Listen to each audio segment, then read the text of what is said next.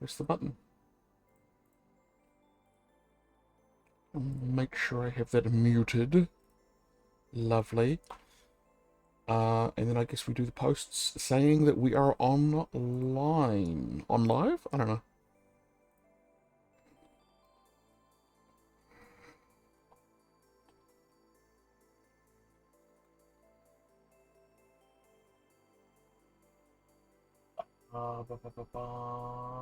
Where is it? Hey, that automatically did it. Fantastic.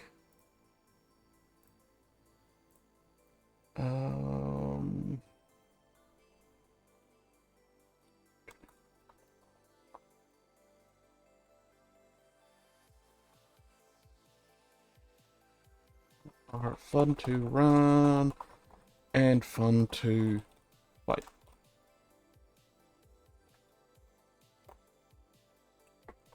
Lovely. Did that work? It did work. And then we go to Twitter, the hell site.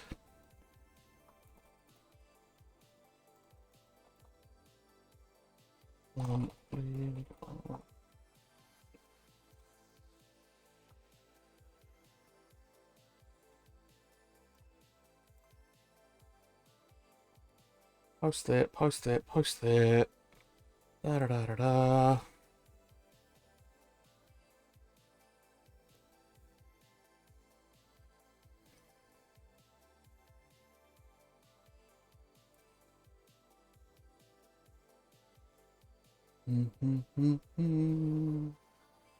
Cool. That'll do.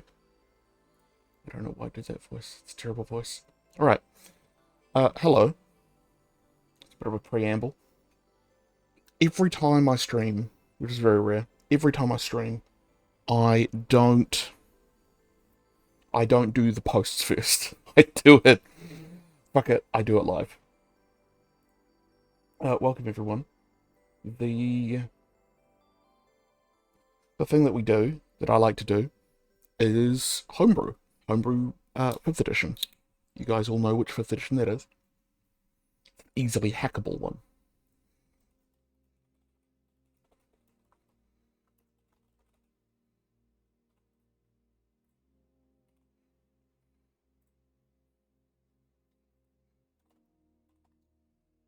And today I just felt like Ashe and Sejuani, our two nemeses of each other, our Arctic nemesis. Nemesis? I don't know. I don't know how words work.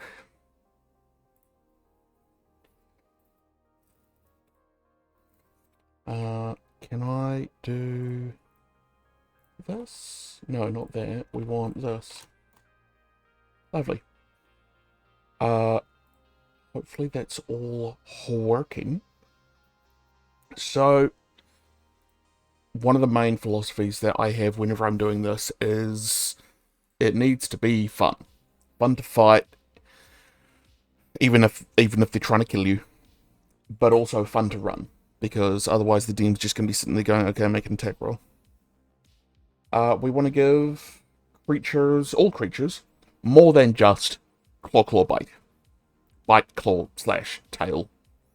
Dragons are boring, for example. We are going to do a dragon at some point. I think we're going to make, like, dragons redesigned, even though MCDM is probably doing a million times better, which I know they are, because I have their stuff.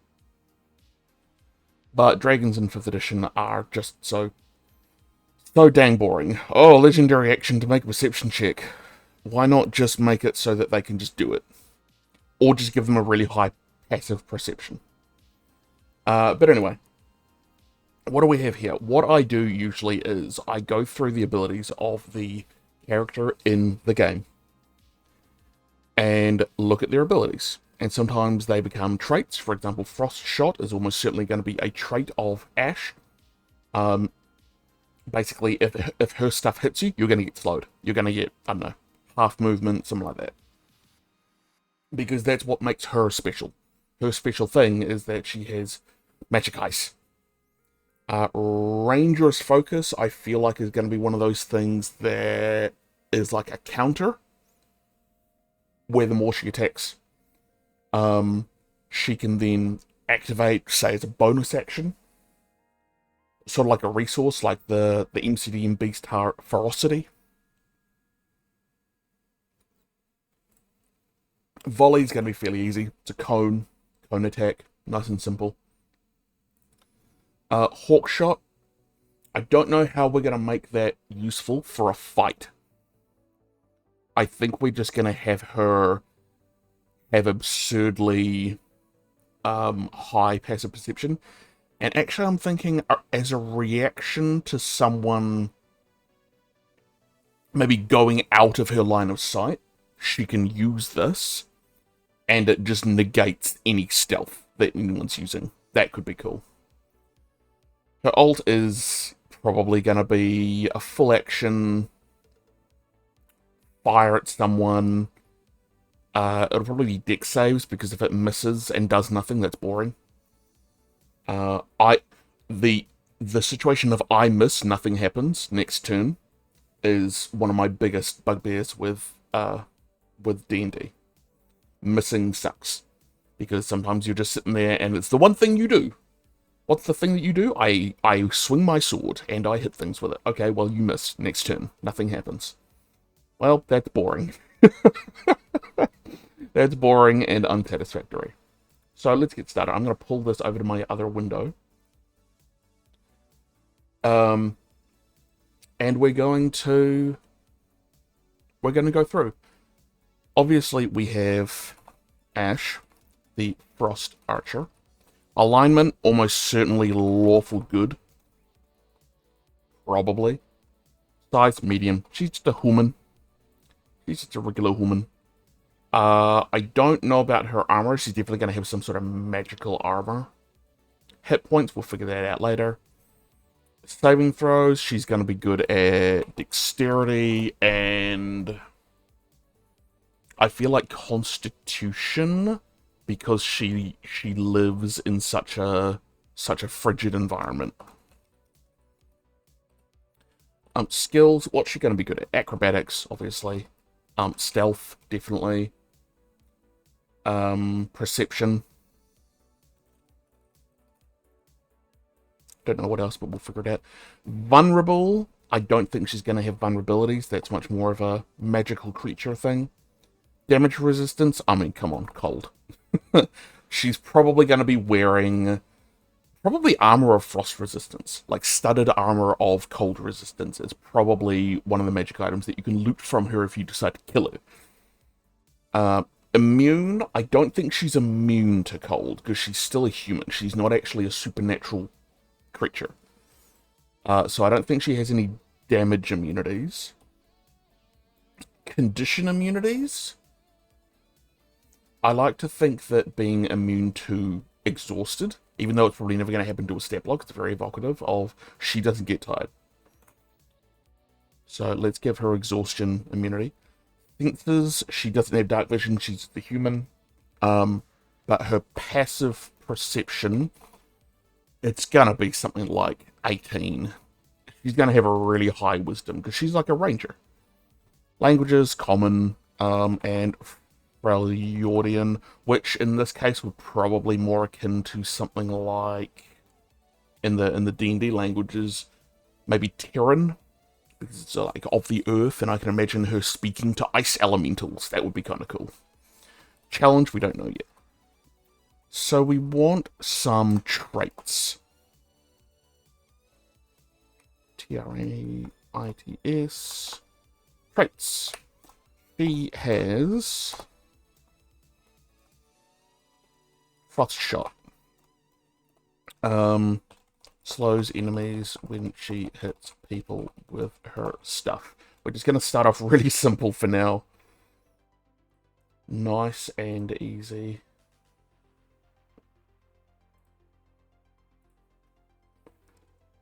And I think that's going to be her only trait. Maybe something like Forced March. Maybe her movement can't be slowed. Yeah, I think we'll give her... What's that ranger thing called? Land's Stride? Land's Stride. I think that's what it's called. Let me look on our lovely website here.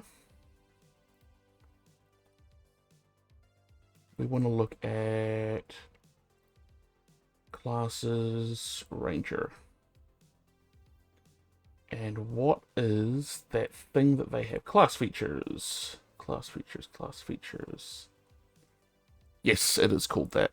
So she's probably CR. So she's probably 8 hit dice at least, because that's an 8th level Ranger ability. Moving through non-magical terrain. Costs no extra movement. You can also pass. I think I'm just going to go straight up copy this verbatim. Yep, that's what we're going to do.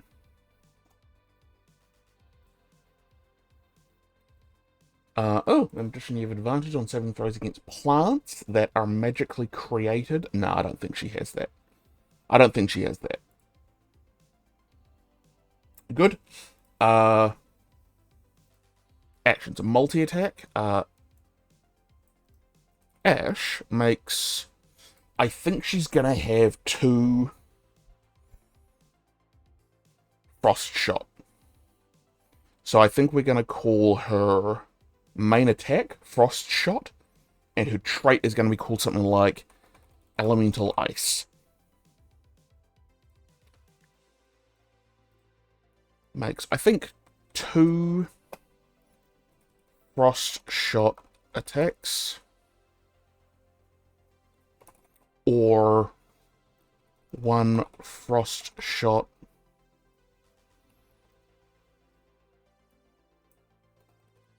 uses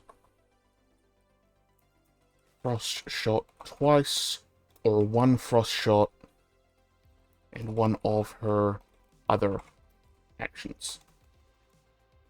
There we are. Ability description. Well, let's get started. Frost Shot. What's it going to do? It is a ranged weapon attack.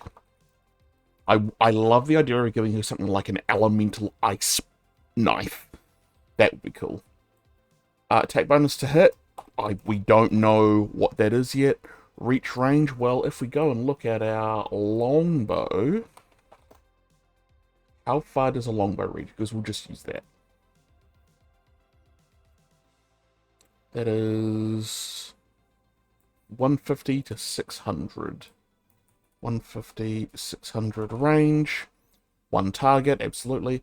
On a hit, how much damage does she deal? So if it's a longbow, it's a d8. But this is an elemental ice longbow. This is Avarosa's bow. So maybe 3d8. Maybe 1d8 piercing, 2d8 cold. Piercing damage plus 2d8 cold damage. Yeah, you don't want to get hit by these arrows. Any time Ashe deals damage with her attacks, with her ranged attacks, with Frost Shot, or what's it called again? Elemental Arrow? Enchanted Crystal Arrow. Enchanted Crystal Arrow. I think it's more like anytime a creature takes damage from Frost Shot or Enchanted Crystal Arrow, their movement is slowed by half until the start of the next turn, end of their next turn. Easy peasy, elemental ice. I think we can actually just call it this. Avarosa's bow. Lovely. It's good. Pretty simple for Frost Shot. I think that might be the only action she... Oh no, she'll have volley. She'll have volley. So, Frost Shot twice, or 1 Frost Shot and 1 of her other actions. Yeah, that makes sense. So then we just grab this, paste it in there, Hardly doodly. What's it called? Just volley. Volley. Simple. Ranged weapon attack. Not really. This is more like Ashe fires a volley of arrows in a 15-foot cone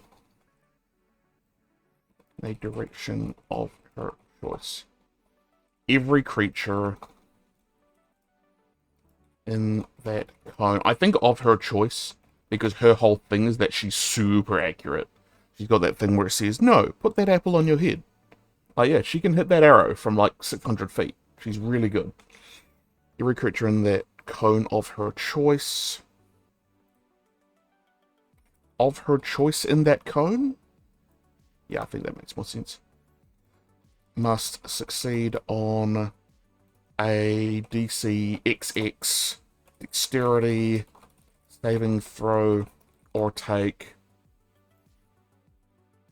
How much does Burning Hands do? That's 2d6, I think. Burning Hands.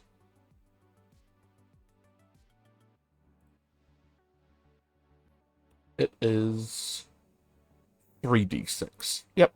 We'll take 3d6 cold damage. Half damage on a success, because we don't have to follow the exact language of D&D 5th edition. People know what that means. Where is my reference? I have it here somewhere, where it's the DCs and things. Here it is. Okay. So she's probably maybe a CR8. 176 hit points to 190. God, I really don't agree with that. I really don't agree with that. I think she's... How much did I give Caitlin?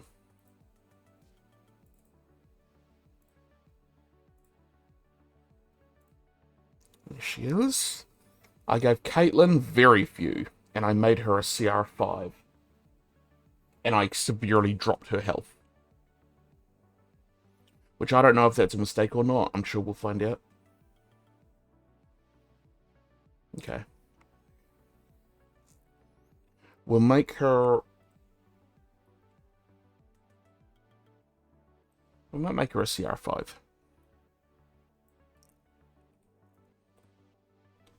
And 1800. Oops. There we go.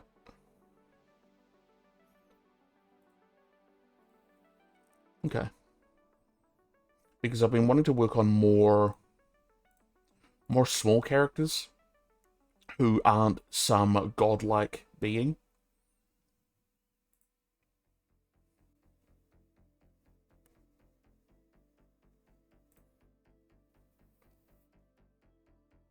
So that's good.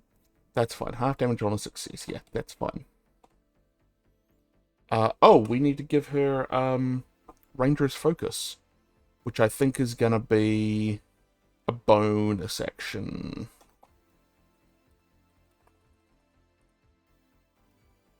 Bonus actions.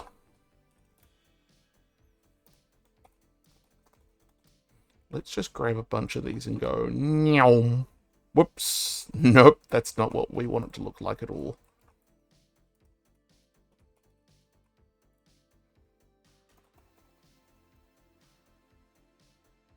That was terrible. That's better. Okay. We have Ranger's Focus. So what does Ranger's Focus do in the video game? In the video game, she builds up focus by attacking. At maximum focus, she can cast Ranger's Focus to consume all stacks of focus. God, this reads like... The video game reads like a D&D rule set. temporarily increasing her attack speed and transforming her basic attack into a powerful flurry attack for the duration. So what I'm thinking of immediately is with the flurry, is that you take the damage like pew pew pew pew pew. It's multiple instances of damage, which means she can take down spellcasters that are concentrating on a spell really easily, because they're gonna have to make a bunch of concentration checks. I think that's how we're gonna make it. So first off, I think this is gonna be a trait as well as a bonus action. Ranger's Focus. I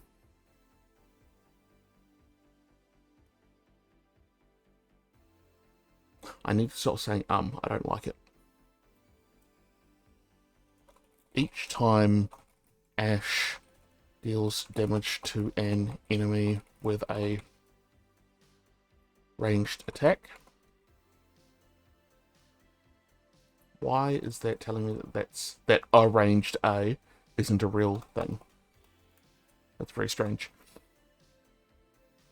With a ranged attack, he gains a stack of...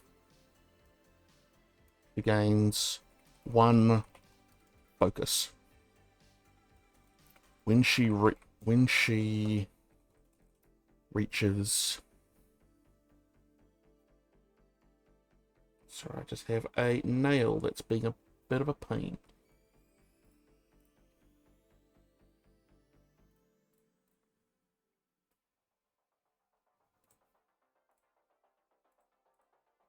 When she reaches 5, because in the game it's 5, but I don't know if 5 is the right number here. Because if you're fighting her, she's going to live for like 2 rounds. So I think she just has to hit you maybe 3 times. When she reaches 3 focus, she can use her bonus action. I think we'll call the bonus action Ranger's Flurry. Yeah. Just to give her a little bit more flavor, a little bit more... You know, this is what she does. What's she building? Ranger's Focus. What does she do? Ranger's Flurry. A McFlurry, which I could really do with one right now. That sounds tasty. Okay, so Ranger's Flurry. When Ranger's Flurry is activated,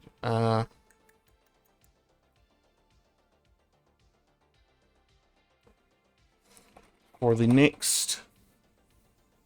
How long? Until the end of her next turn? Because then she can trigger this at the start of a turn that she's able to.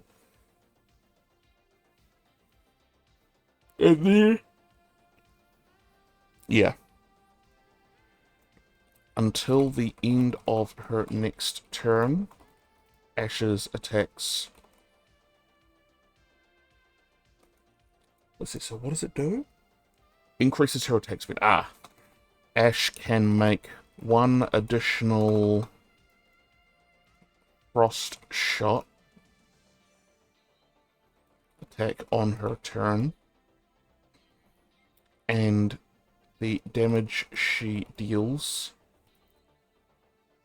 is applied per damage die.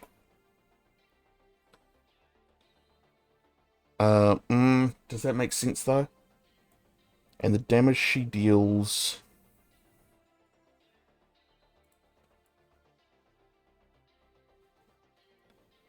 And when she deals damage, each die of damage is a separate damage instance. Again, one of the things that I really want to do for all of these creations that I've done, but I still haven't done it. One of these days I'm going to do a stream where I just power through all of them. It's going to be like the design, the intended design, how to use this monster.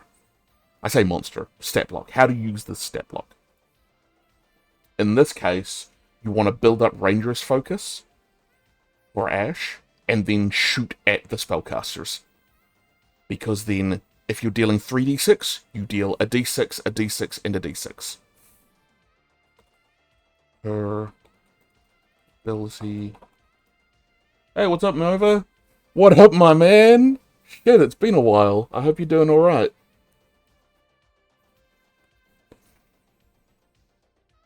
Ability score. Modifier is dealt as damage only once. I'm doing alright. Having a nice long weekend. We had a public holiday on Friday. Monday right now, so I took the Thursday and today off work. So having a lovely 5 days off. Back to it, of course, tomorrow. But I felt like doing some streaming. Just because. No real reason to it. I like doing these homebrew streams. They're quite fun. It gets the brain meats going. So that's her bonus action. The other big thing that she can do is her big stompy ult. Enchanted Crystal Arrow. Enchanted Crystal Arrow, which sounds like something out of Frozen. So this is a giant arrow. At least in the game, it's a giant arrow. For this, I think it's just a really powerful enchanted arrow. She fires it in a straight line. If the arrow collides with an enemy, it deals damage and stuns them. Stuns longer the further the arrow has traveled. And surrounding enemy units take damage and are slowed. Well, we've already got Avarosa's bow, so her dealing damage slows anyway, so that's fine. I think that this is just fire at an enemy. But I think they must be out in the open. You can't shoot this at someone who has 3/4 or half cover. Maybe half, I don't know. Because I'm tempted to give her the whole sharpshooter thing, but that's just so ubiquitous. Oh, she ignores cover because she's so accurate. Well, that's the case of all of these characters. They're all really good at what they do. So I wonder if I give it to her anyway, and it might just be a me problem that I see it as a thing that I don't want to give her just because it's something that everyone else has. So I might just do it.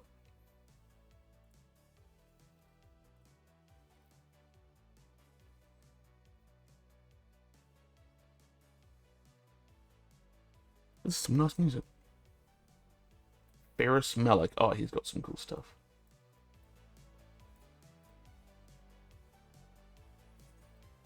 Okay.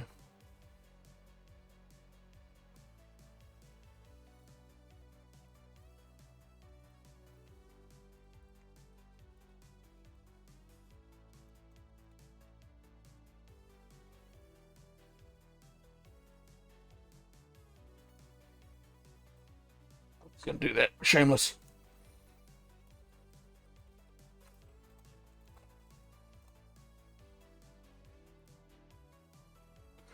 So we've got Ranger's Flare, we've got that.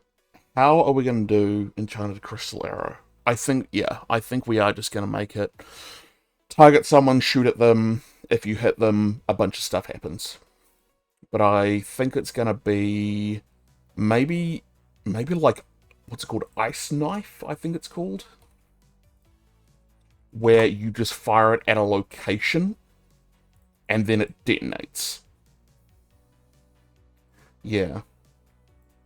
Let's see here. How can we write this? So how's it working? Target a square, basically, because that's how I run my combats. I just say this square here. I don't say this 5-foot space, because that's dumb. A 5-foot space is pretty big, by the way. It's actually quite a large area.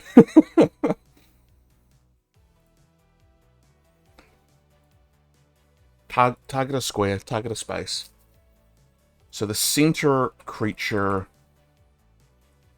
makes a save. If they fail, they're stunned. If they succeed, they just get slowed and they get damaged. But they get damaged the most. They are damaged more than others. Surrounding creatures failing take lesser damage because it's like an explosion. It goes boom like a shrapnel grenade. Yeah.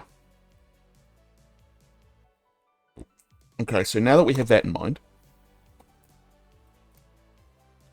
Ashe targets a creature she can see. I think it's just, can she see you? She can shoot at you. With this ability at the very least. Ashe targets a creature she can see. And fires a powerful, elementally infused arrow towards them. The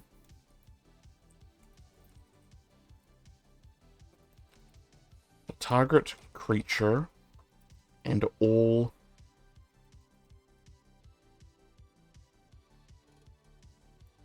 let's see. I think it's just all creatures within a 10-foot radius?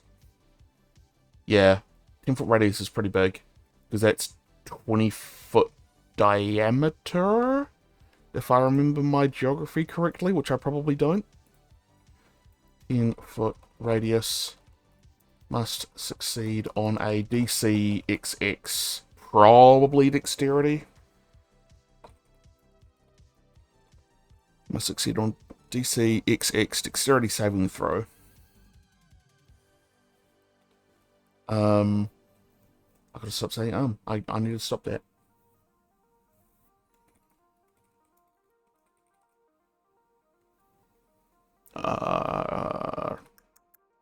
Any creature in the space. Creature targeted by this attack must also succeed on a DC XS Constitution saving throw or be stunned until the end of their next turn. It'd be nice if frozen was a condition in 5th edition. I know in Mass Effect 5th edition it is.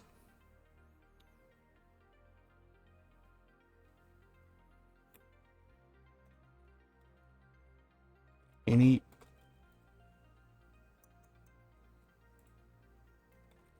takes how much damage? I feel like it's going to be... How much does Ice Knife take?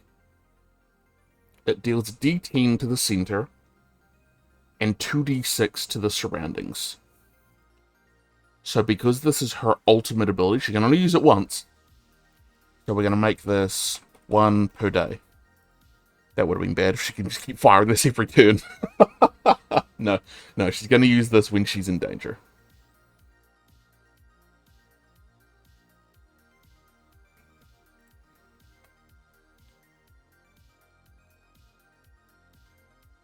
The creature targeted by this attack takes, I think, 3d10.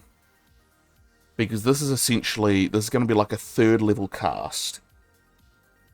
In terms of spell casting, using Ice Knife as a template.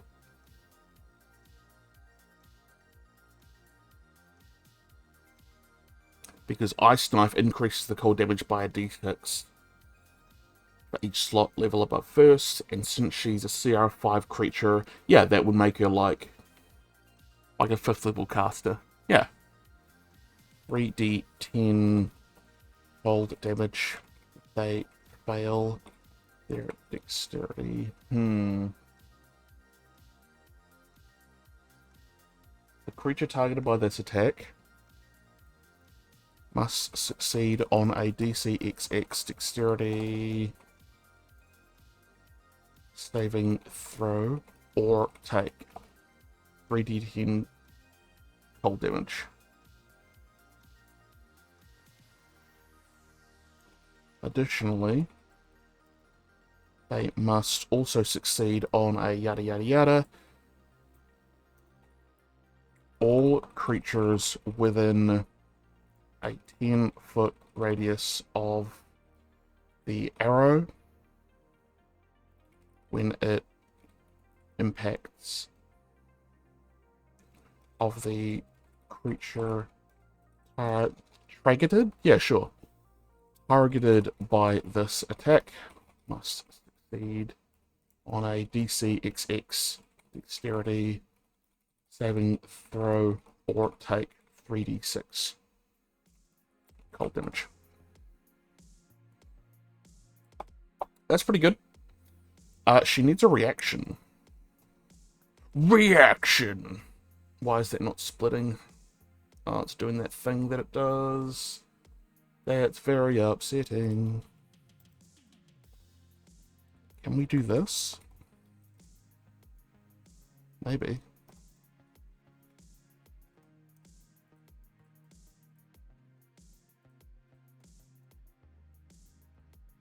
I thought that we could.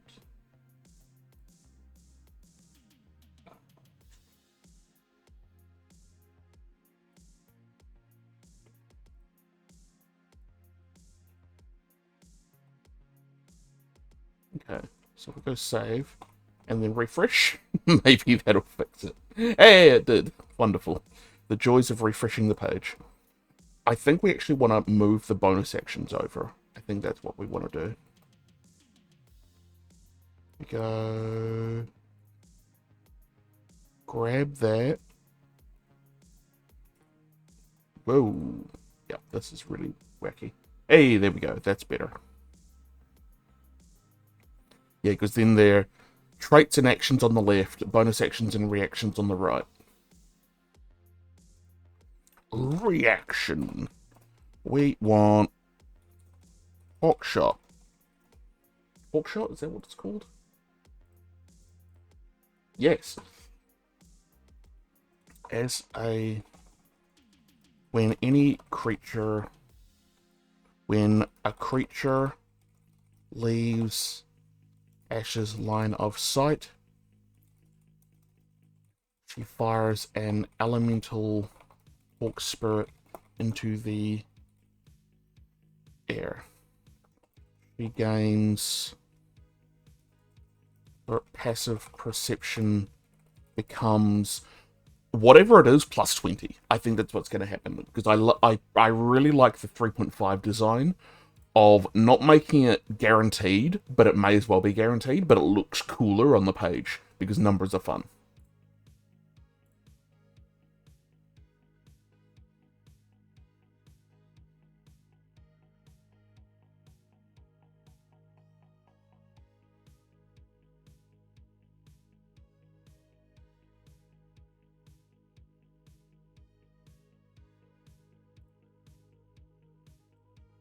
I think it's going to be...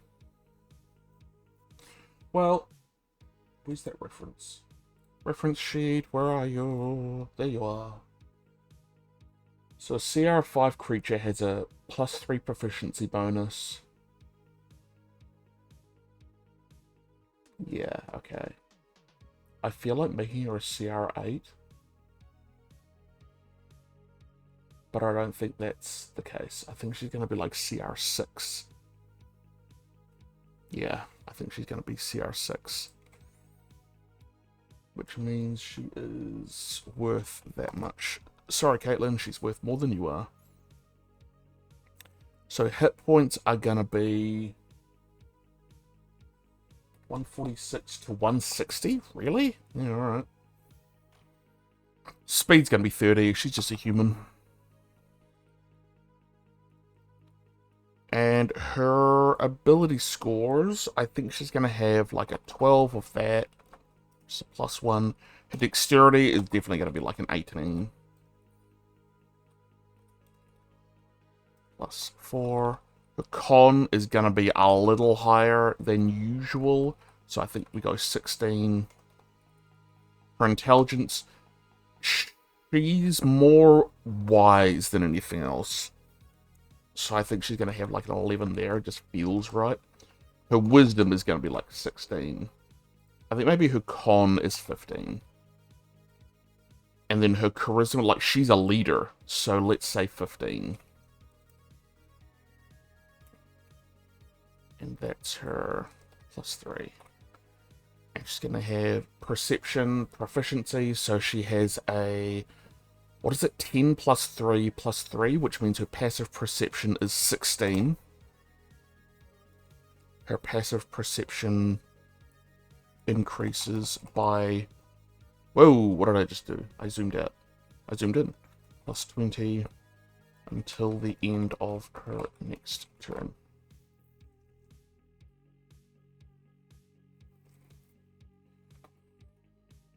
Her passive perception increases by +20 until, no, I think until the end of her next turn.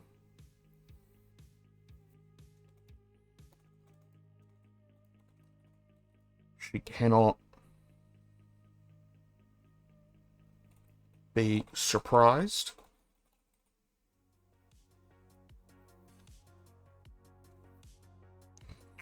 She cannot be surprised. I wonder if Hawkshot's also going to be a bonus action to do. Because it's like a scouting mission.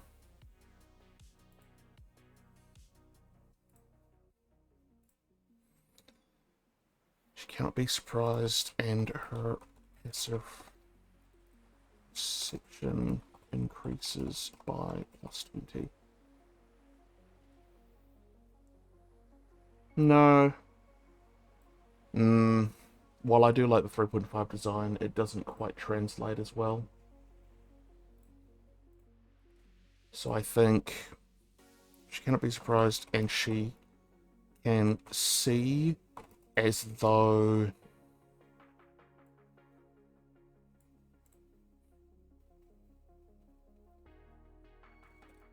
we were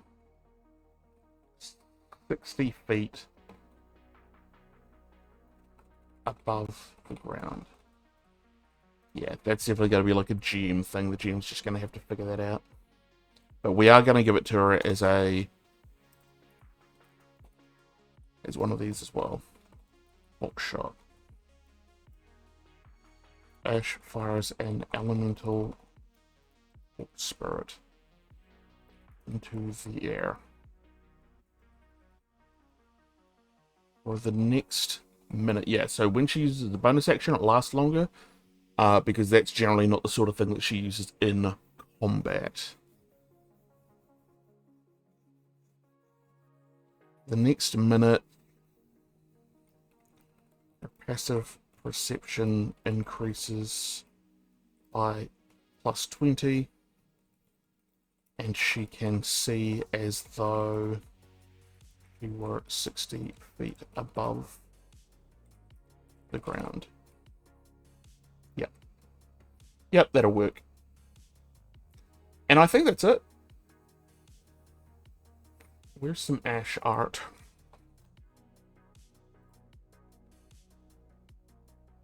So we grab that. Copy image address. Can we insert image URL?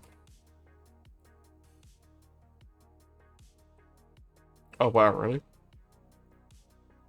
What about if I do it for this? Nope, they don't like it. Right, give me a second. We can do a little bit of cheating here.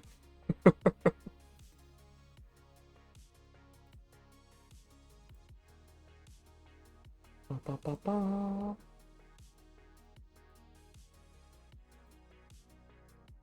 Grab that. Drag that. And we... Would it be like this? Yeah, there we go. Lovely. And there you have it. We just made a person.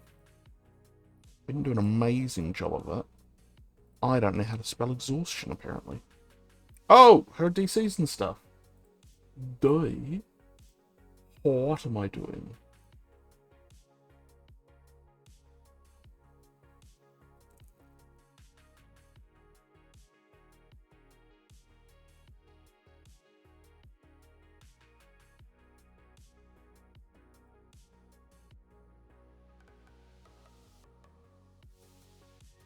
Okay, so she's gonna have a +6 attack bonus, which is actually untrue.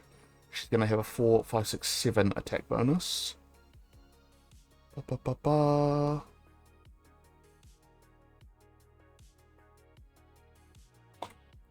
Which means that she would actually be a CR8 creature.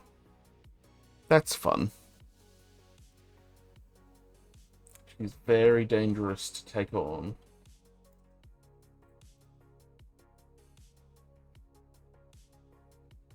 It's good. Which means that the save DC on her stuff is going to be 16. Is that true? 8, 9, 10, 11, 12, 13, 14, 15. Technically it should be 15 based on numbers. Oh, please reload the page. Okay, I'll reload the page. That's fine. Cool. So what was it? 16. Yep, 16. DC 16.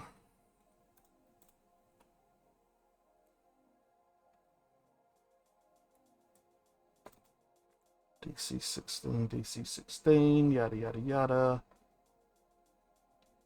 Is that good? Is that done? I think that's done.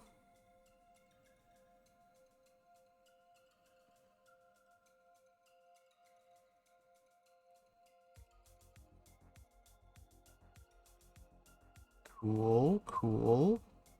Looking good. I presume there's like a Freljordian language, which is basically, I don't know, fantasy Viking land.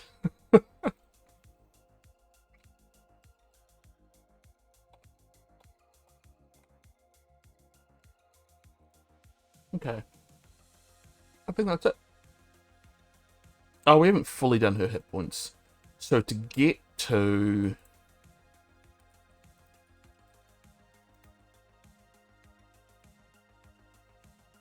No, that's not the website. Clockwork mod? Yeah, there we go. So to get to 146 to 160, how many would she need? Because if she's a ranger, they use D10s.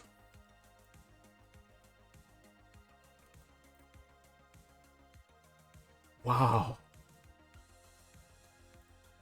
That's like 30 hit dice. That's not true at all. That's ridiculous. Ah, D&D, what are you doing? I'm just going to leave it as 146 to 160. GMs can modify as required. Well, would it be like 10d10 plus, what is that? 2 times 10 is 20.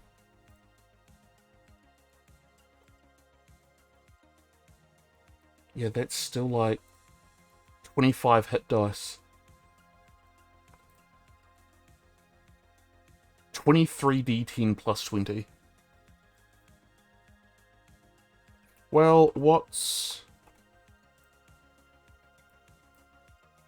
D10...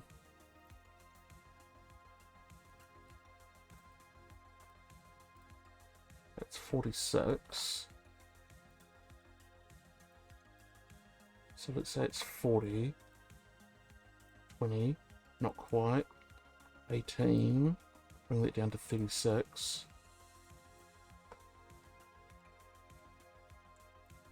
Yeah, so that's still...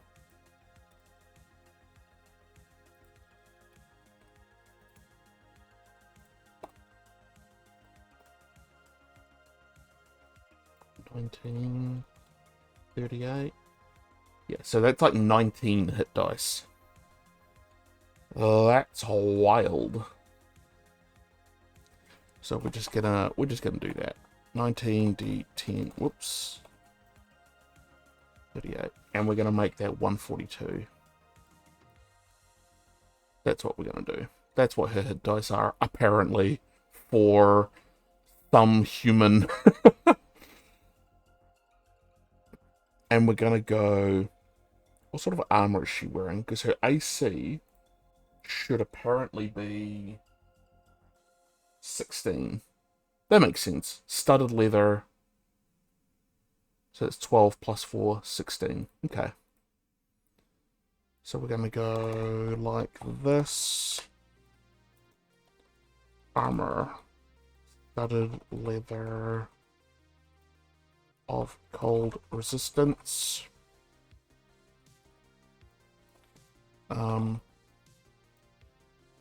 Oh, what am I doing? That's what we write next to the AC. I'm super smart, you guys.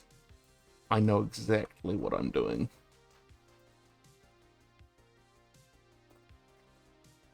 Cool. Done. Done. We can now press this button. Update. Whoops. Up. Add GMB search. Now people can use it. Have fun. Let's do another one. Let's do our friend Sejuani. She's a very cool character. I really like her. For a number of reasons. Where is she? There she is. Yeah. Let's bring her in. There she is. There's our next project.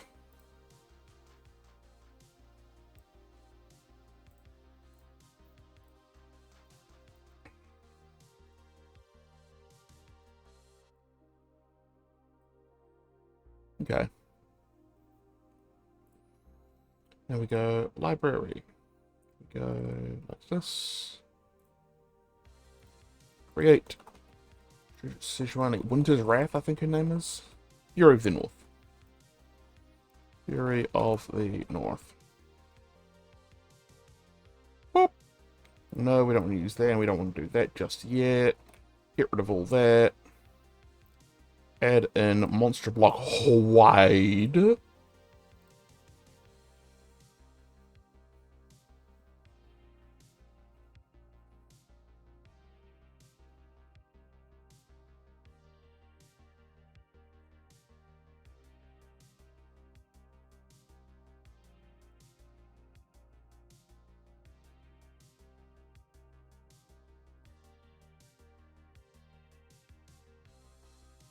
And what we're gonna do is we just go for it.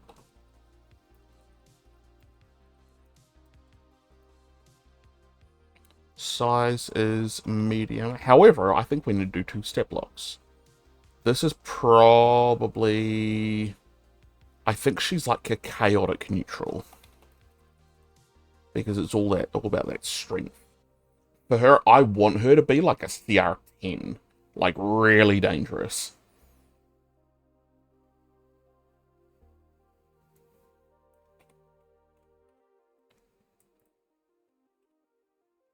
So 900. Condition immunities. Now, this is where it's going to get interesting. Because her abilities are going to make it so that she's going to have different modes, basically.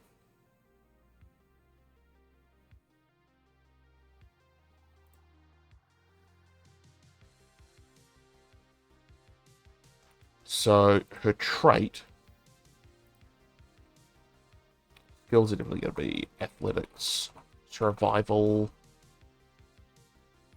Saving throws are obvious, are going to be the most obvious. I feel like giving her charisma proficiency as well, because she's so strong-willed. Yep, I can do that, you can't stop me. Actually, what we didn't do was apply numbers to Ashe's skills.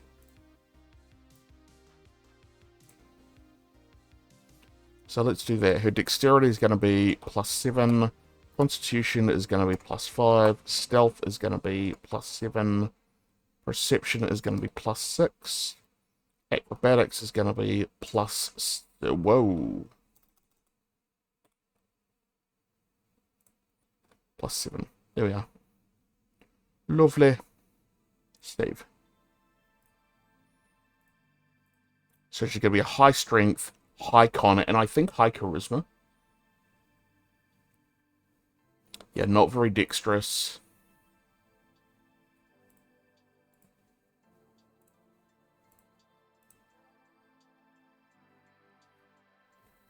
Okay. Traits. Want to give them traits.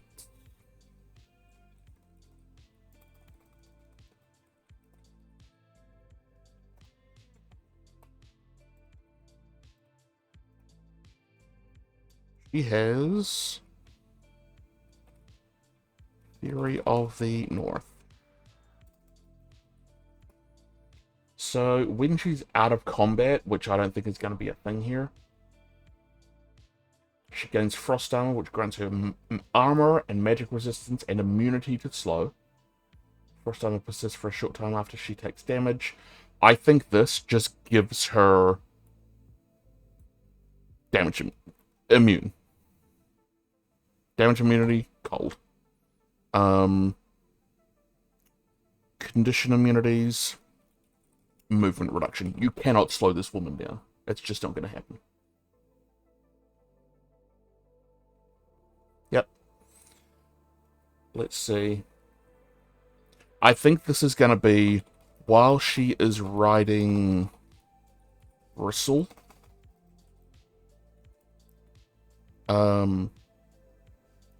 Sejuani has immunity to cold damage and having her movement slowed.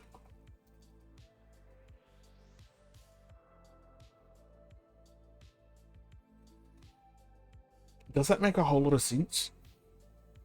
Like if she's walking around? Yeah, I don't know.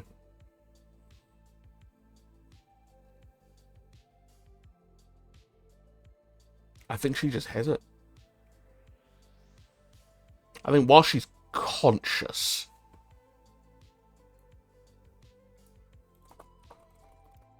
yeah, and it's gonna be because of her will, her strength, her constitution. But once you're unconscious, there's not a lot of exertion of will that you can do. Yeah. So she's got Arctic Assault, which is charge, Winter's Wrath. Permafrost is going to be one of her traits, as well as a bonus action. Permafrost. Every time Sejuani, Bristle, or one of her allies deals damage to a creature. I think just her or Bristle. I'm not certain. Because presumably in a fight like this, she's going to have allies. Yeah. I think like within 30 feet of her. I think we're going to make it easier to track because the players aren't going to want to track this, and it's going to be a pain in the butt for the GM to track how many stacks of permafrost an enemy has. So I think it's going to be every time Sejuani, Bristle, or one of her allies deals damage to a creature within 30 feet of her, Sejuani becomes empowered with permafrost. Once she reaches 5 with 1 stack of permafrost. Once she reaches 5 stacks, she can use her... I think maybe it's going to be a reaction. Like, as she reaches it, she lashes out. Yeah. Permafrost reaction. Yeah, there we go. You know what? I think this is going to be Fury of the North. And permafrost is going to be... Yeah. Because this whole, like, while she's conscious, nah, let's just make her that powerful. Let's just make her that powerful. She's a CR10 creature. Does she have any other traits? I don't think so. Oh, we'll give her that, what is it, mounted combatant? Yeah. Mounted combatant. Gems, don't be afraid to give your stat blocks feats. While she is mounted on Bristle, any attack that would... Because this isn't going to work precisely how the feat works, I don't think. Because if I look this up...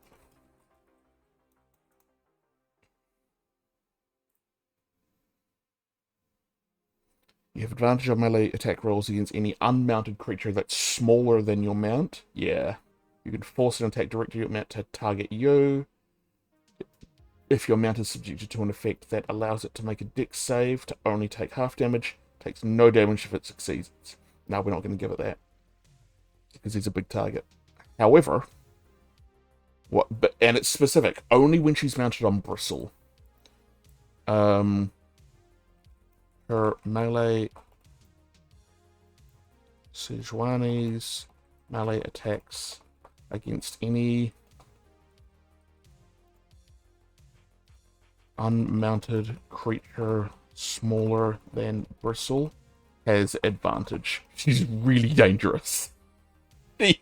She's really dangerous. Additionally, any attack that would strike Bristle, Sejuani can force any attack that would strike Bristle to strike... Oh no, it's enforce any attack directed at Bristle to target her instead. Yeah, there we go.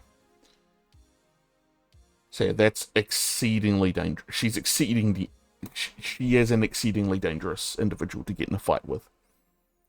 She'll beat your ass. So we've got multi-attack. Sejuani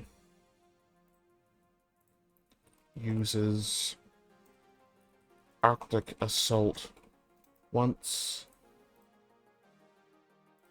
and Winter's Wrath once, or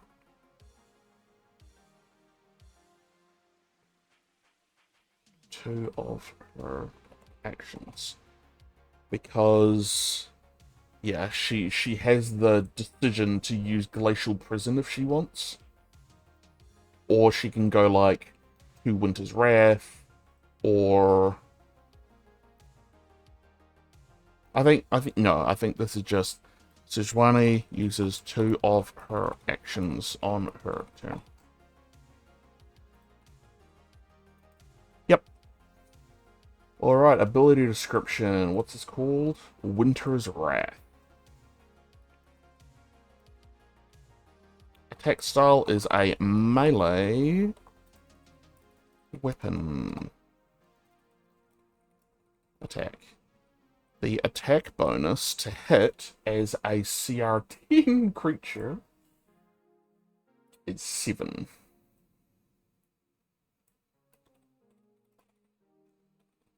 Reach range is 15 feet. 15 feet? 10 feet. I think 10 feet.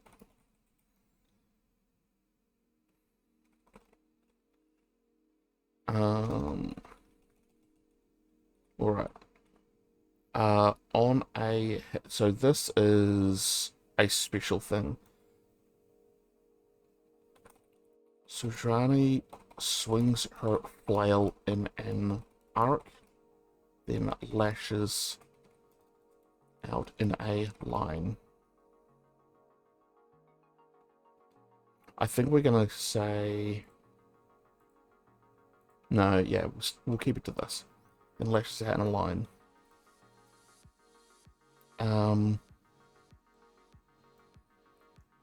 When attacking in an arc, Sejuani makes an attack roll for every creature within a 10-foot cone. 10-foot cone? That doesn't make sense. 15-foot cone.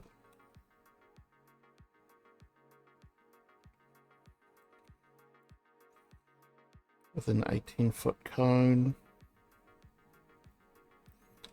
On a hit, a creature hit takes... So if it's a flail, how much does the flail deal? I miss the heavy flail from 3.5, because you can use that to, like, disarm people. It's really cool. What am I being sent a message about? Okay, so it's usually a D8. So this is going to be 1d8 bludgeoning damage and 1d8 cold damage. Oh, plus 4, because she's going to have like 18 strength. She's going to have 10 dexterity. She is not super duper well balanced. Her con is going to be like 16. Intelligence, like she's got some tactics, but not a whole hell of a lot. Wisdom is, it's more like a wisdom in battle. So it's going to be a 14. And her charisma is going to be like 16. So that's... Whoa, whoops, what am I doing? Constitution is going to be plus 6, and Strength is going to be plus 7. No, that's going to be plus 6 as well. Survival is going to be plus 5. Athletics plus 4, plus 6, 7. Would she have anything else? Intimidation, of course. Intimidation plus 6. Which reminds me, we ought to give Ashe... We'll give Ashe Persuasion. Persuasion.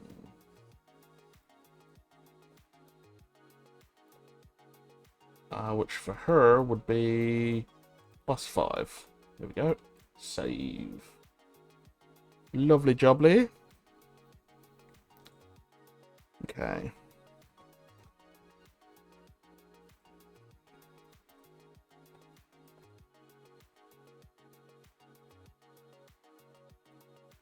I wonder if we can get really clever with this.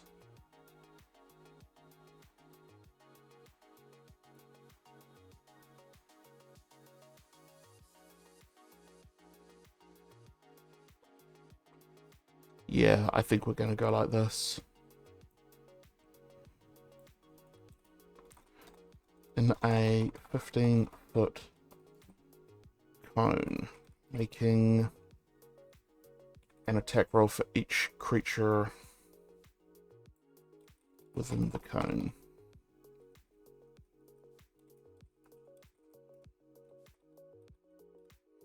The creature hit, dealing 1d8. Dealing takes? No. Dealing 1d8 plus 4 bludgeoning damage and 1d8 cold damage. And then we go... Winter's Wrath. Lash. We'll grab the whole of this. Melee weapon attack, yada yada yada. 10-foot. 15-foot reach. Sejuani swings her flail. Lifts out with her flail in a straight 15-foot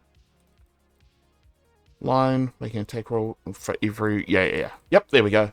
So she can swing around or she can swing forward, but she could also decide to swing in an arc and then maybe charge.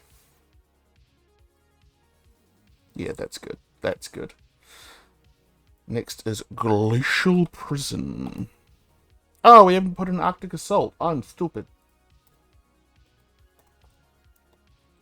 Arctic Assault. Melee weapon attack. No, I think this is just Sejuani charges forward.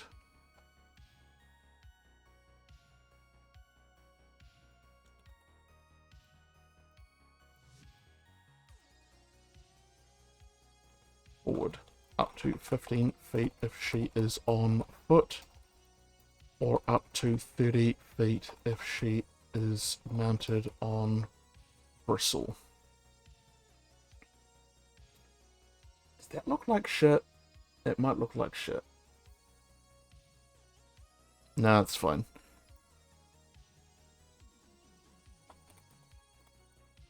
The charge stops when she reaches a creature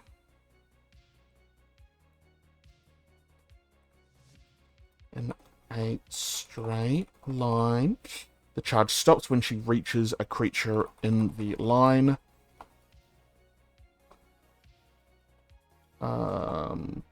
Yeah, I think we're going to make this a melee weapon attack.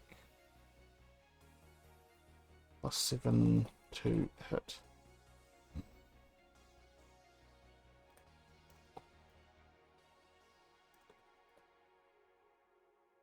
Sejuani charges in straight line up to 15 feet if she's on foot, or up to 30 feet if she is mounted on Bristle. The charge stops when she reaches a creature in the line, and she immediately uses one of her Winter's Wrath actions. A creature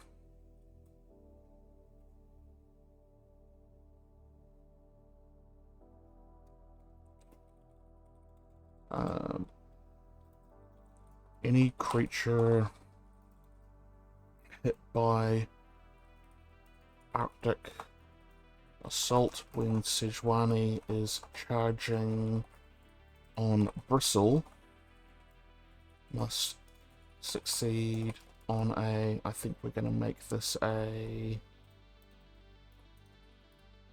Yeah, there we go.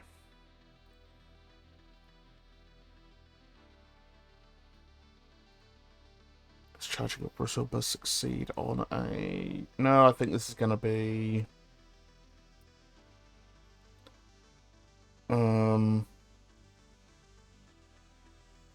How does it usually look?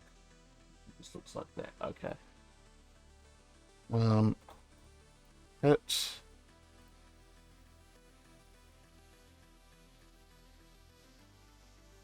It's going to be probably like...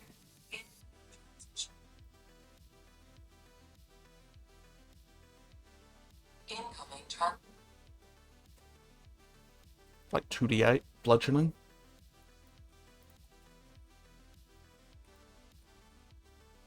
Yeah. Any creature hit by Arctic Assault when Sejuani is charging on Bristle must succeed on a DC. What are the DCs for a CR10 creature? 16. Strength saving throw or be knocked prone. Yeah, so if we put this, because the order of operations is going to be like this. So the thing that makes her scary on Bristle is that she can charge you. $30 interest. Charges you, deals 2d8 bludgeoning, and then if you're hit while she's charging on Bristle, you get knocked prone. And then she immediately... Yeah.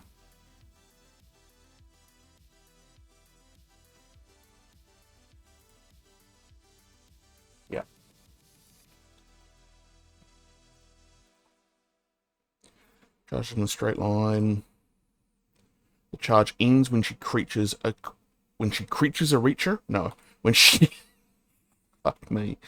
When she reaches a creature in the line. I think... If Sejuani is charging while mounted on Bristle... Bristle, by the way, is her boar. She's got like this big fucking boar. Where's... Here she is. This fella here, that's Bristle. Like this huge, hulking...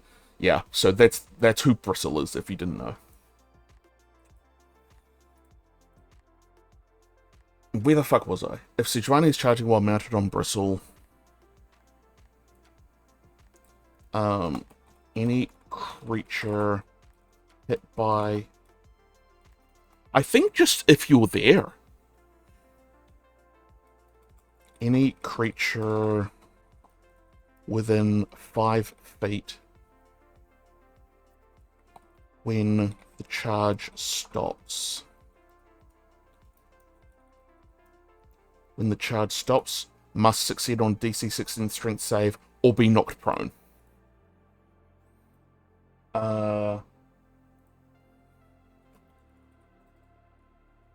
Making a +7 attack roll. Making an attack roll. Making a +7 attack. Ugh. Holy shit.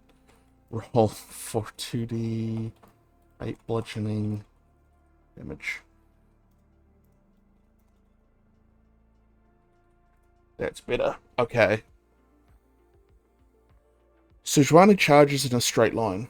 Up to 15 feet if she's on foot, or up to 30 feet if she's mounted on Bristle. The charge stops when she reaches a creature in the line, making a +7 attack roll. Making an attack roll with +7? Yeah. Attack roll with +7.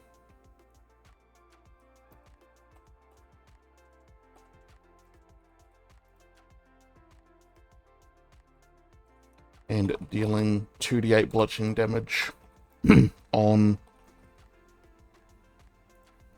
for each creature directly in front of Sejuani.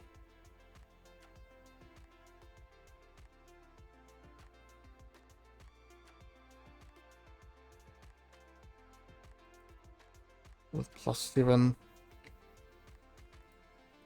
to hit and dealing 2d8 bludgeoning damage.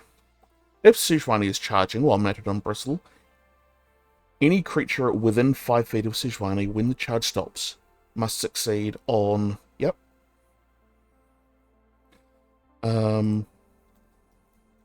Once the charge has stopped, Sejuani can immediately use one of her Winter's Wrath attacks.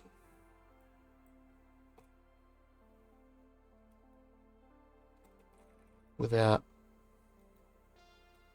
as part of the same action. That's the language that we need to use. Yeah, there we go.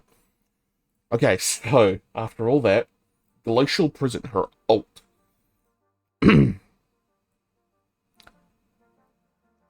I think this is going to be sort of like Ashes. So it's going to be Sejuani launches her a blast of elemental ice towards a creature, towards a creature of her choice that she can see within, let's say, because she's an upfront kind of gal. Actually, one of the things that we need to do is...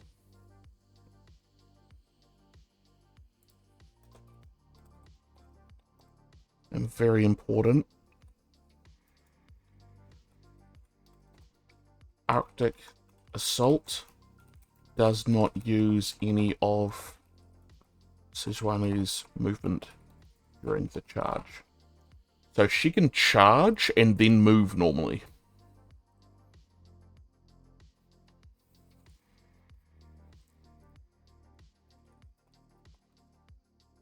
It's apparently a bowler that she's... a bowler, not Ebola. Her weapon is a bowler, B-O-L-A, that she uses as her weapon, but I'm like, it's a flail, come on. That's not a bowler. Towards a creature of her choice that she can see within 30 feet of her.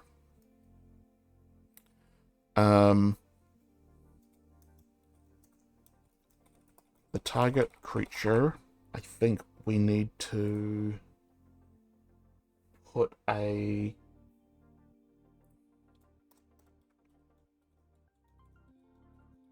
one of these in here. Follow break. And then save. Create new version. And then refresh. Did that do it? No, it didn't.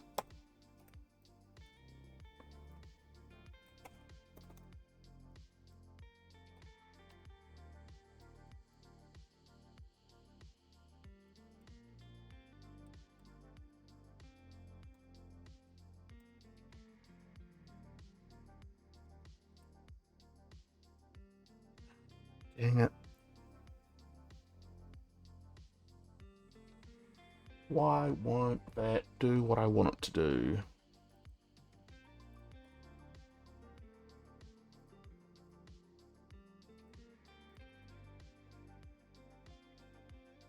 Yeah, no, it needs to go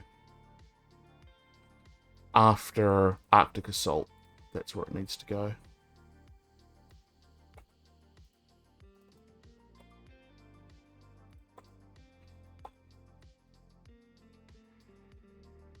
There we are.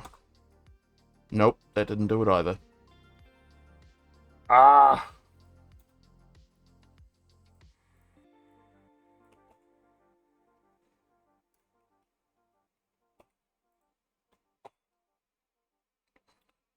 Oh. Hey! That's what we like. Was I using a forward slash? Is that what I was doing? I think that's what I was doing, yeah. I'm super smart, you guys. I know exactly how to use this fucking program. Okay. The target creature must succeed on a DC 16 dexterity saving throw or be stunned.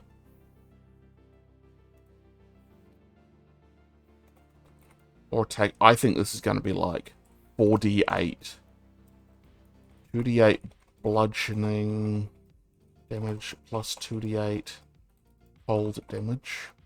This is also going to be 1 per day. And be stunned. On a success, the creature takes half damage and is not stunned.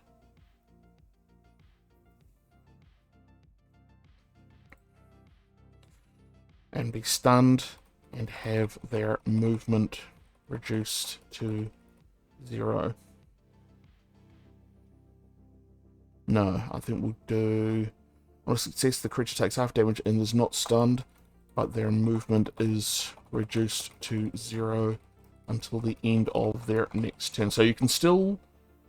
You can still... What's the term? Attack. You can still fight. You just can't move anywhere. Whereas stunned is you can't do anything. Alright, Winter's Wrath arc, yada yada yada. Every creature of Sejuani's choice, screw it, within a... That's more like a 15-foot radius. Based on, yeah, her ult is way bigger than Ashe's. Every creature of Sejuani's choice within a 15-foot radius of the target of Glacial Prison must succeed on a DC 16 dexterity saving throw or take... I feel like this is too low. 2d8 bludgeoning. I think maybe 3d8 cold damage.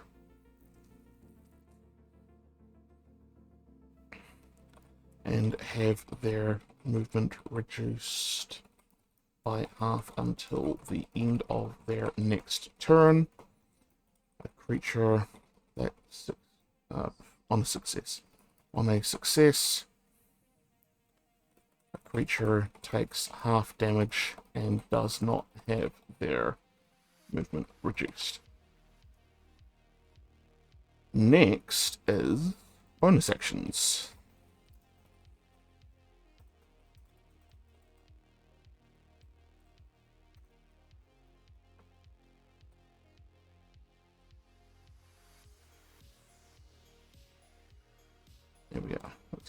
easier. Right, bonus actions. What have we got? Permafrost.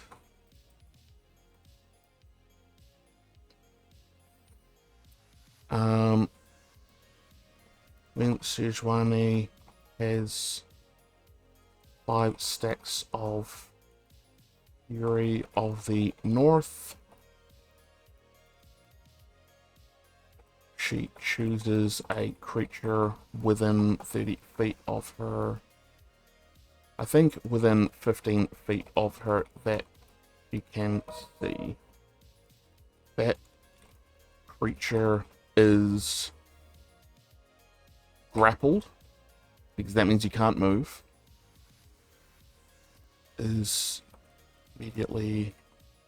No, this was going to be a reaction. That's right. That's right. Reaction.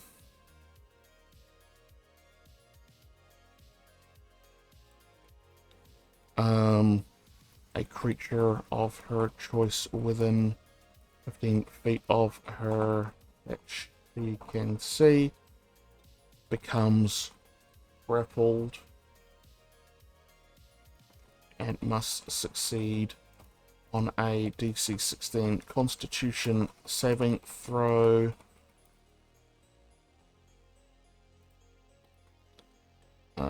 It must...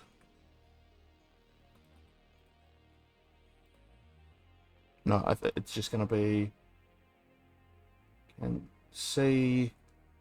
Must succeed on DC 16 Constitution saving throw or become restrained. On a success, the creature is grappled. Because when you're restrained, attacks against you have advantage and your attacks have disadvantage. Whereas grappled, you just can't go anywhere. So you can still fight regularly, which is fine.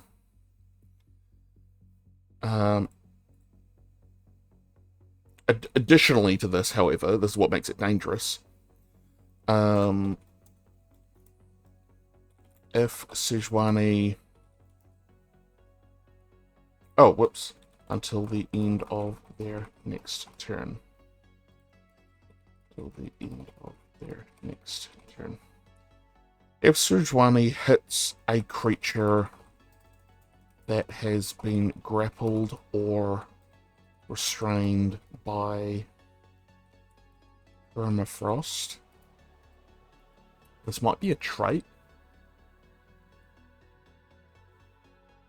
No. If Sejuani hits a creature that has been grappled or restrained by Permafrost, her attack deals 1d8 8 additional cold damage. Yep.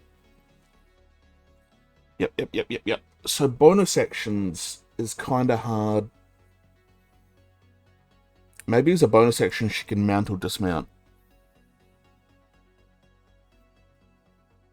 Or maybe she can tell Bristle to attack.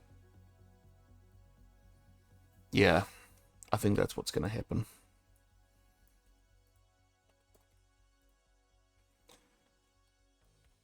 Bonus actions. And we're going to call it Bristle attack, because that is literally one of her voice lines. Even though she's the one doing the attacking. And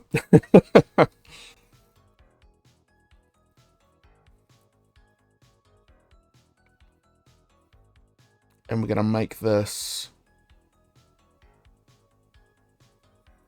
Yeah. Melee, weapon, attack. God, what does it look like again? Right, so we're just going to copy this and paste it there. Melee, weapon, attack, +7 to hit. 5 foot range, that's fine. 1 target. On a hit, it is 1d8 piercing damage. I think we're just going to make a separate stat block. But it's going to be really, really simple.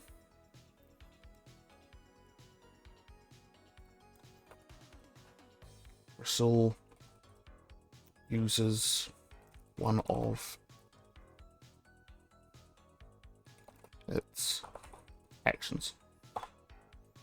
Yep.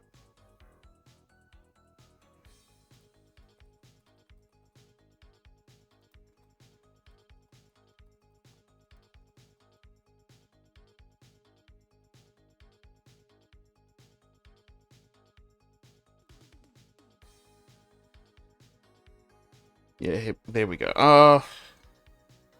No, I think we're gonna have... Bristle's gonna have, like, their own... Yeah.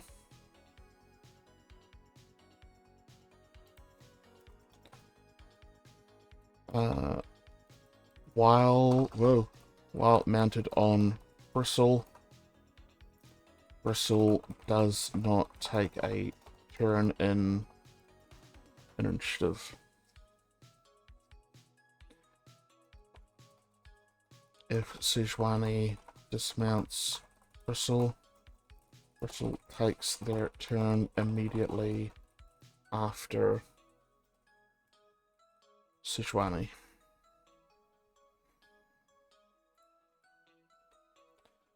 Sejuani mounts or dismounts Bristle if they are within 5 feet of each other. There we go. So, Bristle attack is going to be just Bristle gets to use one of its attacks.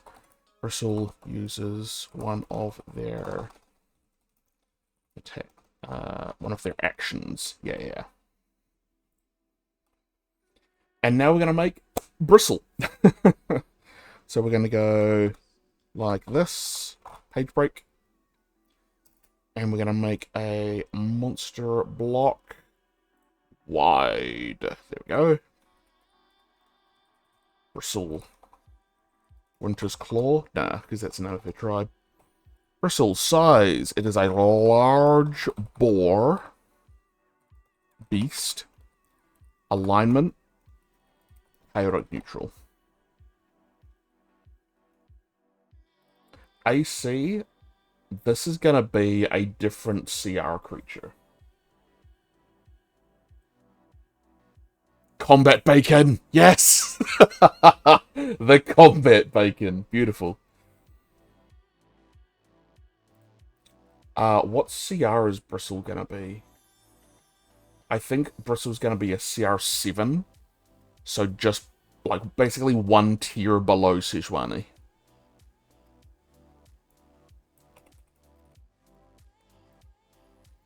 And it is 2,900.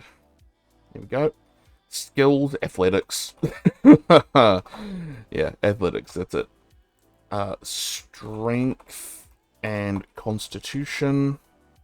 Vulnerabilities, none. Resistances, cold. Damage immunities. I don't think he's going to have any. Condition immunities, I think charmed. Because he's loyal to Sejuani. Doesn't matter what powerful spell you use on it. It's always going to do what Sejuani wants. Fences is going to be... I don't think mini. Nah. Where's a boar? Because I'll use that as a basis. Boar. So what a boar usually has is passive perception 9. Obviously this is going to be a little bit higher. But what are their... Is there like a dire boar? Because that's basically what Bristle is. Nah, there isn't, of course not. Why would there be? That would be too helpful. So usually it's that, and it's that, and it's that, and it's that, that. Intelligence 2. Nah, this is a smart boar. This is going to be like 6. Can understand commands, yada yada yada.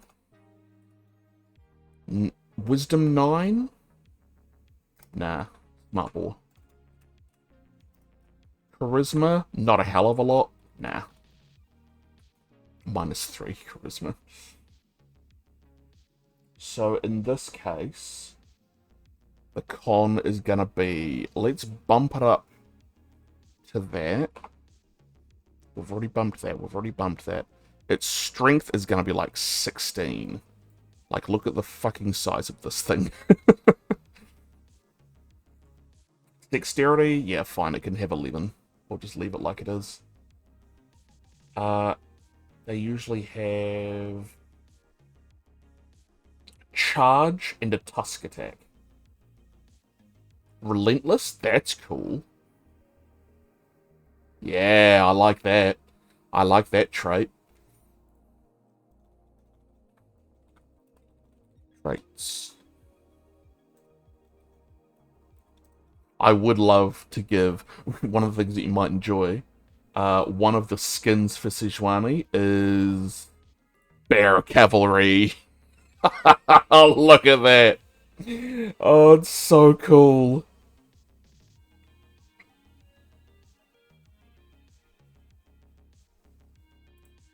Traditional is pretty cool. Dark Rider, I've got that one. Is that prehistoric? Yeah. I like this. This is super cool art. I love it. Action sizzle. Sacrificing himself to feed the party. Bristle would never do that.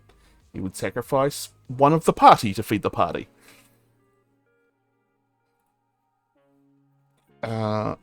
Relentless.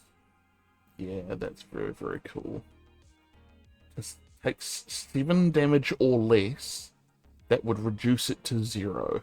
I think we'll up that to 10. Earth Bristle would take 10 damage or less. Maybe 15, because at this level, there's going to be like a shit ton of damage coming out. That would reduce them to 0 hit points. They are reduced to 1 hit point instead. And I don't think I'm going to give it a recharge, because the actual boar, this is a recharge ability. I think this is just like, you're going to have to hit Bristle really fucking hard to kill him. He's really hard to kill. I have had messages. What have I had messages about? What do you want?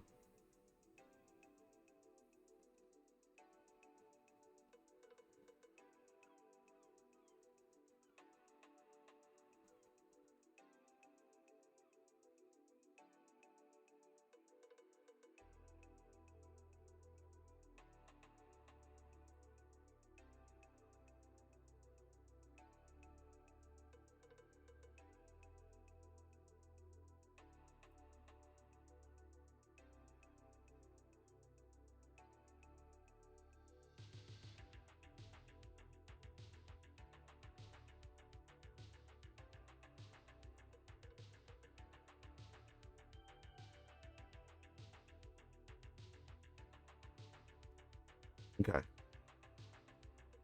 That's fine. I think he is going to have a multi-attack.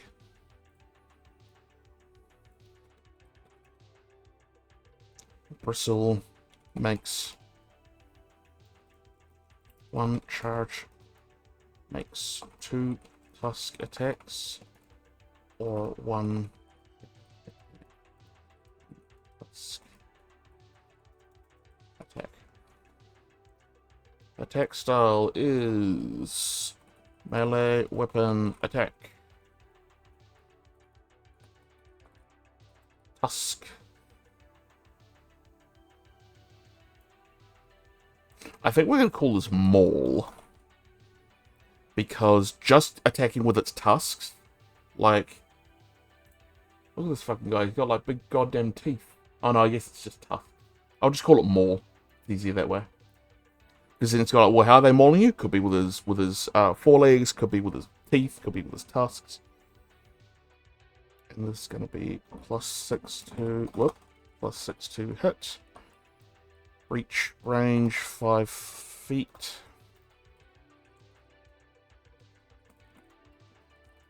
One target on a hit. Usually it would be a D6. I think this is going to be a D8 because it's a larger creature. And with its strength, it's going to be that. Bludgeoning,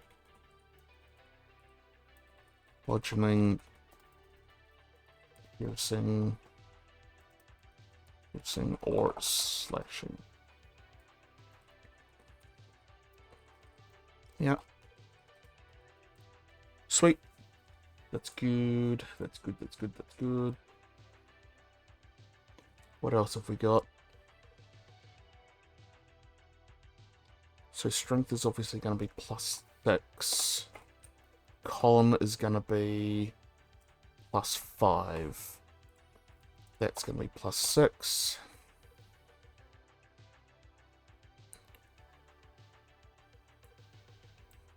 I think we're going to call it Trample, because that's another one of Sejuani's voice lines in the game. I think she just yelled out, "Trample! Trample them!" So that's going to be...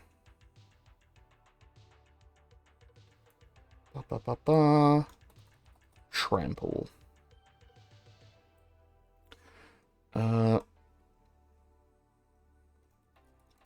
Bristle moves up to... I think we're going to call this... because I want to give it like a gore attack. Gore. If Bristle moves at least 20 feet in a... oh, he's got 40 feet movement too. Dope. Hit points are going to be... what did I say it was going to be again? CR7? 161 to 175. Bloody hell. Okay. And natural armor is going to be... 15.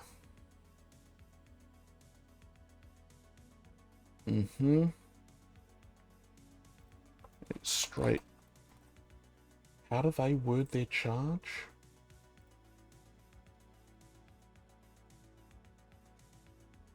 Straight towards a target and hits it with a maul attack on the same turn. The target takes an extra 1d8 damage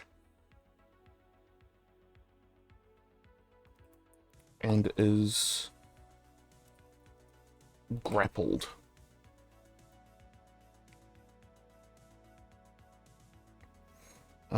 By Bristle.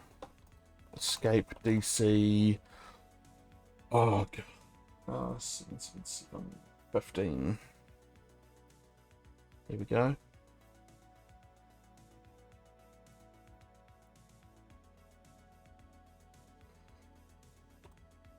Bristle. Yeah, this is just gonna be melee weapon attack. +6 to hit. 5-foot reach. 1 target. Hit. 1d8 +3. Bludgeoning. And the target must succeed on a DC 15 strength saving throw or be knocked prone. Yeah, these two are exceedingly dangerous. And so I wonder if I can get...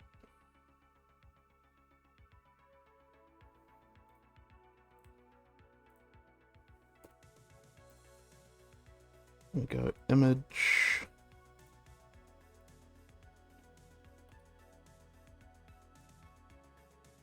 Nope. I need to resize that.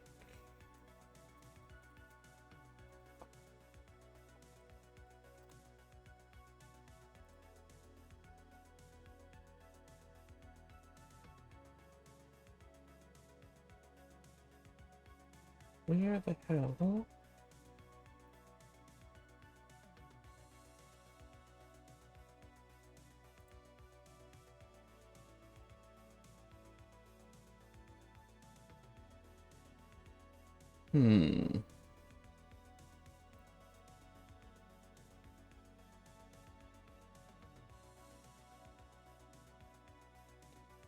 That It's very bothersome. Can we get... That's pretty dope. That's pretty cool.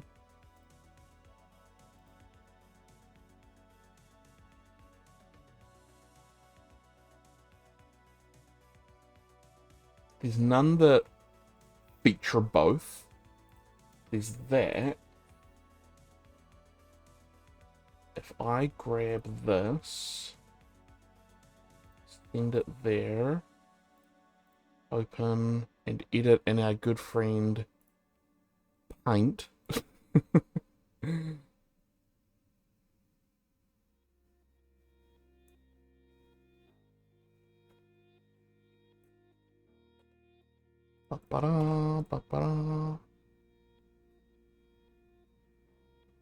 Save to that. And then we go back to our friend Imager and go whatever.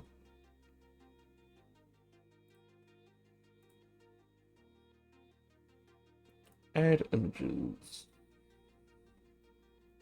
No, not that one. That one.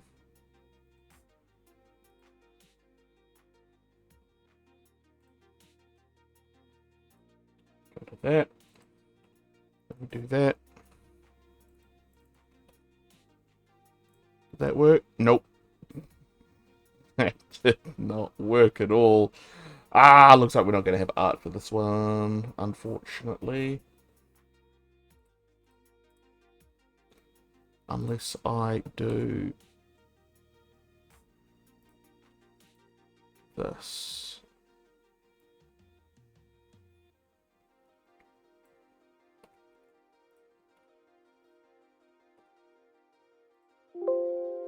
Put it in.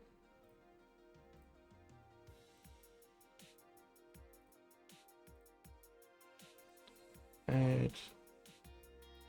Ta-da.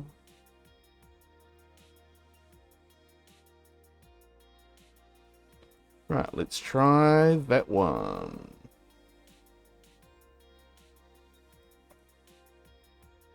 It's a little better.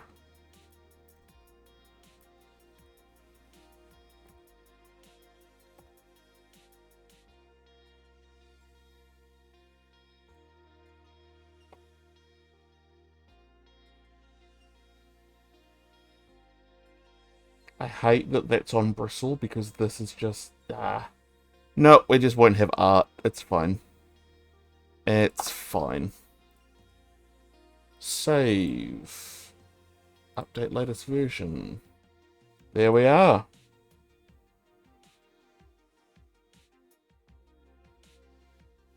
There we are.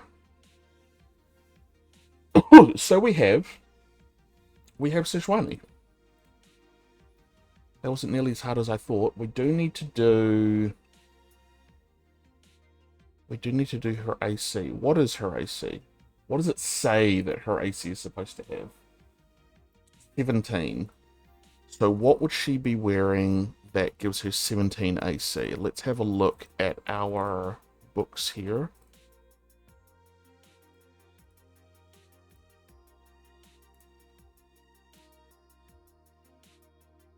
(17 AC), probably Splint. Splint mail gives a flat 17. That might be... Yeah. Yeah, I think she's wearing Splint mail. Splint mail of cold resistance. Hit point is gonna be flippin' heat. Why is that so far along?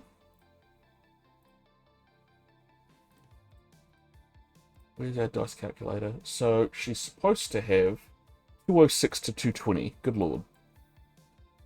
So if we go... If she uses D12s, which she almost certainly does, plus... So let's go 10D12. 3 times 10 is 30. Does that take us there? No, it does not. That doesn't either. 20D12?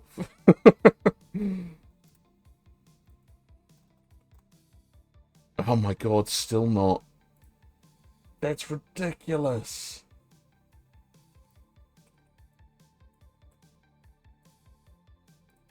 That's just so many hit dice.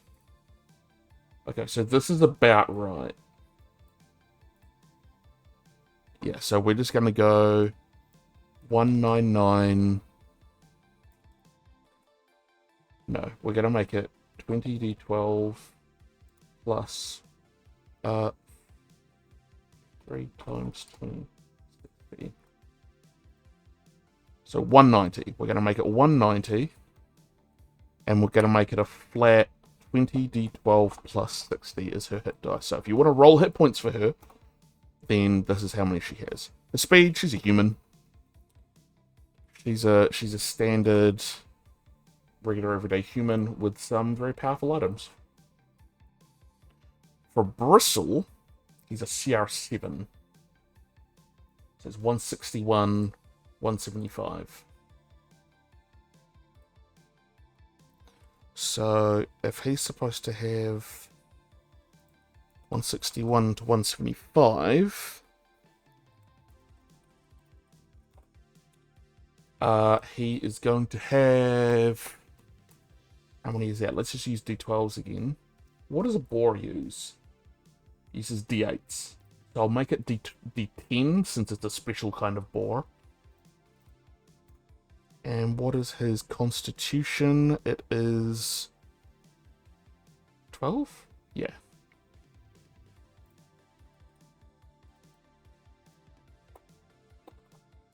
Uh, 75. Nope, that's not going to do it.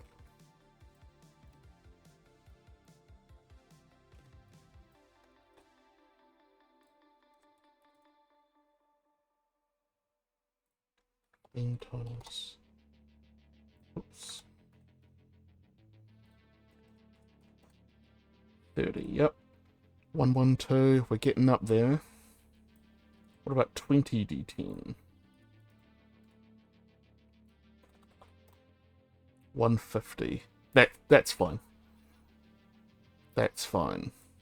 150 is plenty.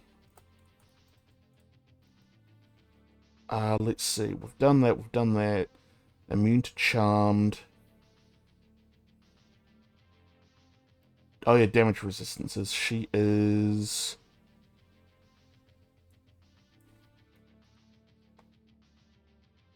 I think she's just resistant to cold. Yeah. Yeah. She can't be slowed. She doesn't have any vulnerabilities.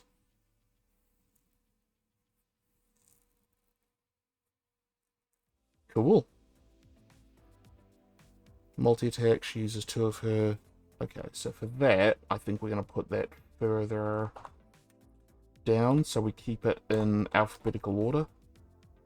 As best we can, at least. Oops, no, doesn't look like that. There we go. Which means... Oh, shit. That should go at the top then. Because that is her multi-attack thing. Yeah, there we go. And I think that's it. I think that's it. Do another once over. We've got her AC. We've got her hit points. We've got her speed. So we've got Bristle. We've got a big old boar.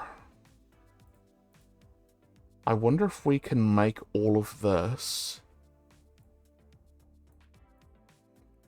a standard monster block.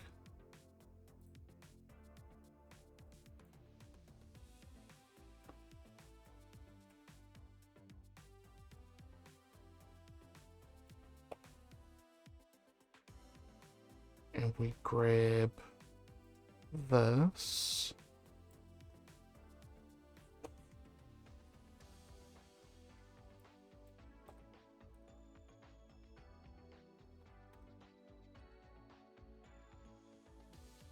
What's just happened?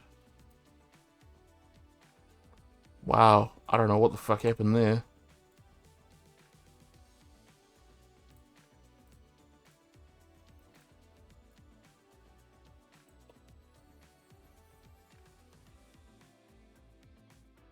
What in the fuck?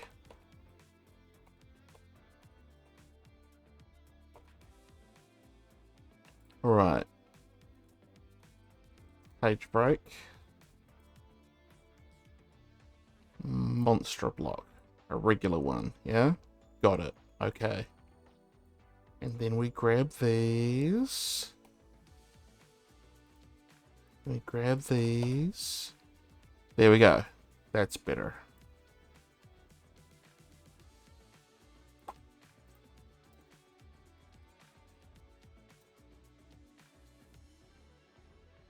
Lovely. That's much better.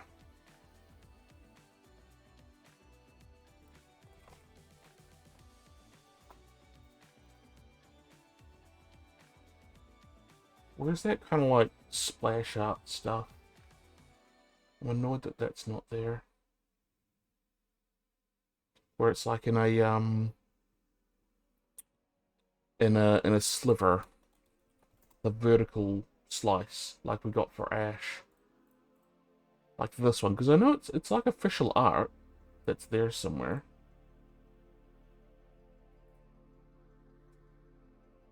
But I do not know where. Oh well.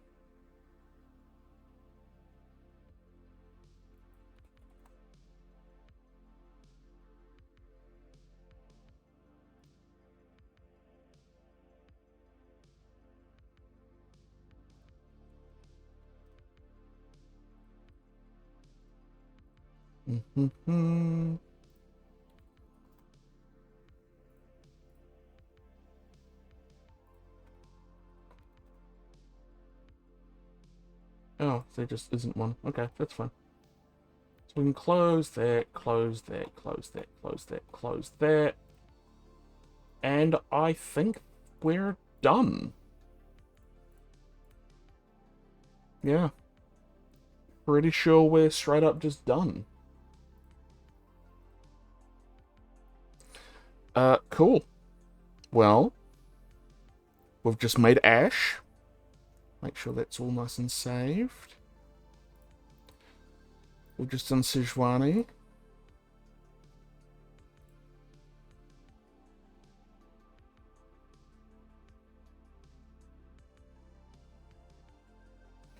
I wonder if we could make it more specific. Make it more like they work as a team.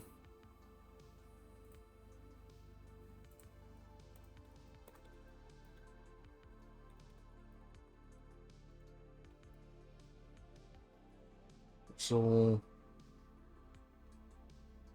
uses their trample attack. Yeah. Uses their maul attack. There we go. Much better.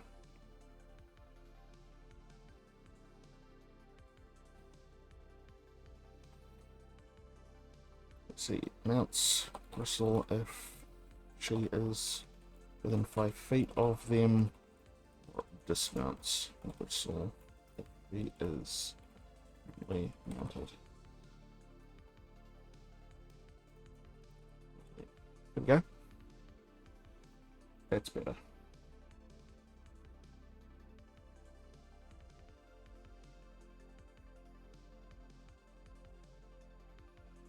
We're also going to have, I think,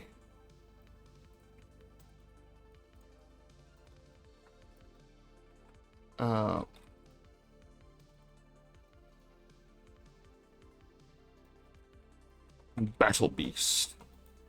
Bristle does not get their full complement of attacks if they are mounted by Sejuani. If Sejuani is not mounted on Bristle, Bristle acts in initiative immediately.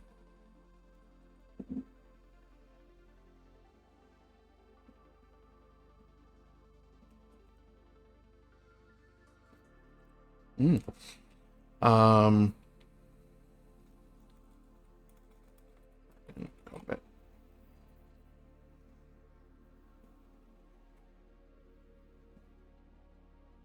Actually, I think I should have them able to act on the same turn.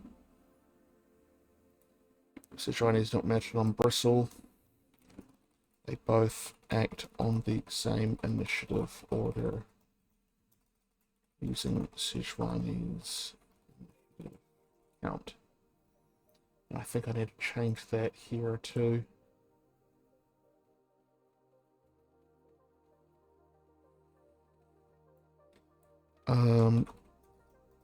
Sejuani and Bristle take their turns simultaneously using Sejuani's initiative.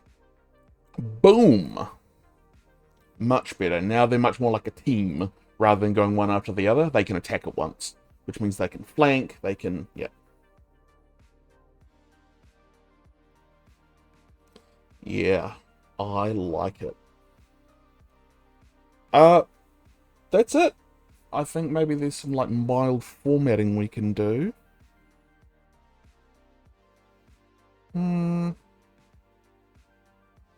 No, not really.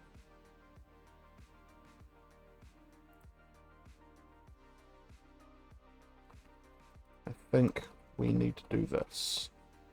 Here we go.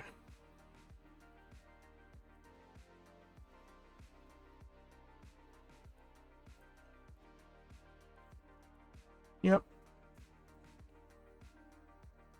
Cool. Well, thank you for tuning in. For anyone who has done so, I hope this was enjoyable. I'm going to go now. I'm hungry. I am going to have some lunch because it is 2 p.m. here and I haven't had anything today. Nice to catch you again, Nova. Hope you're doing all right. I'll be on whenever I feel like it, really. I think you and I both know that this isn't exactly a career, but I just felt like putting some stuff up. All right, see you later, everyone.